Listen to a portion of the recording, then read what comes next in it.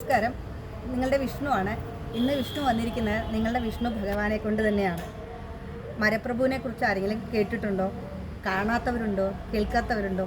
എല്ലാവരും മരപ്രഭുവിനെ കുറിച്ച് കേട്ടറിഞ്ഞിട്ടുണ്ട് അല്ലേ?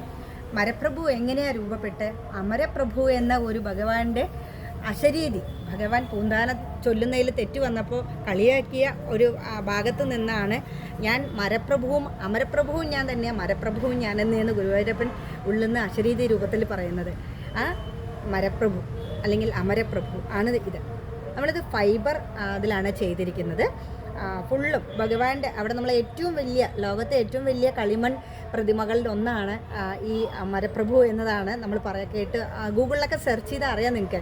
PV രാമചന്ദ്രൻ അദ്ദേഹമാണ് ഇത് ചെയ്തിരിക്കുന്നത്. അദ്ദേഹത്തിൻ്റെ ഐഡിയയാണ് ഇതെല്ലാം.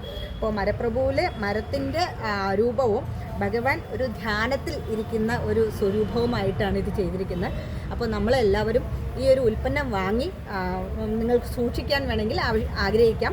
അപ്പോൾ എൻ്റെ ആഗ്രഹം ഞാൻ സഫലമാക്കി. ഈ ഉൽപ്പന്നം ഉണ്ടാക്കുക, ഈ ഉൽപ്പന്നത്തെ വ്യാപാരം ചെയ്യുക എന്നാണ് ഞാൻ കണ്ടത്.